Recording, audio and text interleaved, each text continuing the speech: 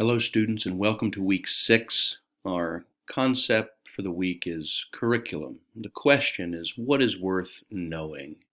And we can even expand that, beyond knowing, but what is worth learning to do? What is the skill set? What is the content that students need in the 21st century in order to not just remake the past, but to move forward in constructing their own future? And to that point, we have Dr. Jane Gilbert over here, who is the author of our piece, Catching the Knowledge Wave, this week. And in that article, she encourages us to reconsider what we teach in our classrooms. Are we preparing students? Are we helping them learn knowledge that is valuable and beneficial to them tomorrow? Or are we teaching them to exist in the past and maybe today? And so we have two quotes here that you can read through and consider this week. But in the first one, she suggests, and I think there's good basis for this suggestion, that what we're teaching in schools is not viable necessarily for the 21st century anymore. We have to move further. Schools tell a dream, she says, and that dream is if you go to school and you go to university, you can get a middle-class job, and that's not necessarily true anymore. She wants us to ask that question. Are we preparing our students to live and to remake society, or, well, I guess that comes down to what is the purpose of school? But before we get to that question, we should really consider what's worth knowing. And in the second quote, she tells us pretty bluntly, whatever we're doing in school, we need to be doing the opposite, which I find fascinating. Take some time to look at those before we dive in to this week and the central question, what is worth knowing? So today and through this week, you have 2 activities to complete, and then I've got 2 introductions or 2 reminders, I suppose, of activities and projects you should be working on. You're going to give voice to Paulo Freire's Liberation Theory, and if you need to, I would suggest, as the email says, reread it, give it another go. And then we're going to consider a reconceptualization of schools and how we teach and learn through asking the question, what is worth knowing in school? So the first assignment this week is adding one more voice to the conversation that's taking place between Dewey and Green and Rousseau and Locke and Hirsch. So far, you have created answers to the 5 questions for Dewey. We used his pedagogic creed. We used his child in the curriculum to pull quotes to help us start thinking about answers to our 5 central philosophy questions. The next thing you did was to take Hirsch and Green and create a Venn diagram. And in that Venn diagram, finding what was at the heart, which was something along the lines of literacy, cultural literacy, or being literate, and then the differences between Hirsch and Green in what they thought was important. And we created dialogues between Rousseau and Locke, either through tweets or Facebook communications or text messages or memes. So we have these 3 activities that we've done. Your next step is to take Paulo Freire's views, to take these ideas, and I've provided you, again, we have that quiz to kind of focus. And I've also given you some notes that you might utilize, if that helps, that I've made over the years, for those of you that need something to kind of pull from. And you're going to add him into each one of these. Find a quote from Freire that addresses each of our 5 questions. Pull a quote from Freire and place it in the Venn diagram. Where would he fall along the lines of Green and Hirsch? Does he more go with Green? Does he more go with Hirsch? Add him to the dialogue. Have him jump in the line, suddenly join the Twitter escapades. What does he have to say to Rousseau? What does he have to say to Locke? I want you to add Freire to each one of these. And then I'd like you to submit those additions to me. What this activity is asking you to do is to return to the dissections that you've already created, to return to the thinking that was already done, and add one more voice. How does Freire react to Hirsch and Green? How does Freire react to the conversation between Rousseau and Locke? What does he have to say to Dewey? You do not have to necessarily reopen the Venn diagram and put him in, but you could.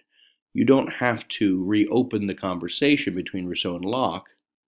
You can leave these activities as they are and then have an addendum or an addition that explains how Freire would contribute his voice.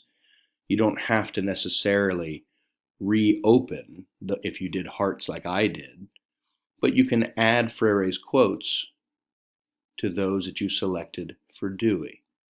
So any way you choose to add him is fine, but you need to have 3 separate explanations, 3 separate submissions that include the activity you did for Dewey, which you've already submitted, the Venn diagrams that you were to submit on the Padlet, so I have those, and now you're going to make sure you submit the conversation between Rousseau and Locke, and you're going to do that through email.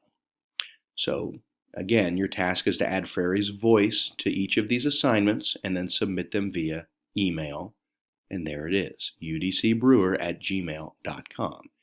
If you need to ask a question, you may email me as well.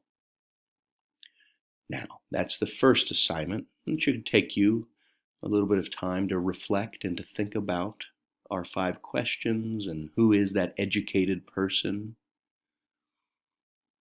The next assignment for the week is to consider what is worth knowing in school. And so I have a video, I have an article, and I would like you to respond using Flipgrid. Pay attention to these 2 questions. What has to change in schools to engage 21st century students? Why are schools so slow or unable to make the necessary changes? Let's consider school as an institution and what it considers to be important. So you've got a video that I'd like you to watch. Keep those questions in mind. What needs to change? Why can't we change? I want you to read Catching the Knowledge Wave from Jane Gilbert.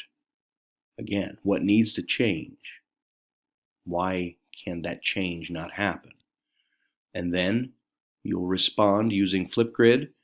You can click on this link here, or again, it is in the Blackboard site. And so you will read, you will watch, and you will answer. Okay? Once you've gotten those done, here's some reminders. If you haven't sent it to me, I need to know what historical era you'd like to teach on. I need to know this is coming up. Take a look at the schedule and see when that week is coming up, where there's 2 weeks where you're going to be responsible for taking control for about 45 minutes. Watch the video. There's a video instruction, and I've actually provided it right there. So make sure you are preparing yourself to teach a lesson. Check out the assignment guide on our digital syllabus. It lays out what is expected of you. It's not a presentation, it's a lesson. You also have a policy reform report. Have you selected your issue or policy to research and prepare a report on? Again, this Prezi will zoom you into the video instructions, but there is also an assignment guide that you should download and take a look at from our digital syllabus. And so please watch the video again. When you've completed the addition of Freire to the Dewey activity, the Venn diagram Hirsch and Green activity, and the communication dialogue activity between Rousseau and Locke, when you have completed your Flipgrid, you're done for for the week. Remember, this is an asynchronous week. We do not meet on Monday because it is a holiday. If you have any questions, you can email me and I will happily give you any context or further support that you need to scaffold your success. I really appreciate all the conversations that were taking place here in class, and I look forward to them continuing. Again, I wanted to show you where to find the material that's needed, and make sure if you're not getting my announcements, if you're not getting all of my emails, I send an email out every week using the announcements, and I send it out as a message directly to you. And you can see all of those announcements here that are previous. If we scroll down to the bottom, we have week 6, considering curriculum. We open this up. Here's the overview and the learner outcomes. This is what we would be doing this week. Please take a look and read it over. The readings for this week, there's only one new one, Catching the Knowledge Wave. I ask you to reread chapter 4 again, considering curriculum. I ask you to read the Freire article again if you need to complete the assignment. But we're only having one new article, and that's Catching the Knowledge Wave from Jane Gilbert. And that's available right here. You can pull it right up and read it in Blackboard. It is not a long article. It is only a couple of pages. When you have completed that, the activities are located right here as well. And that is where you will find information about Paolo Comes to Dinner and the Flipgrid activity. And if we go back, you'll see Paolo Comes to Dinner.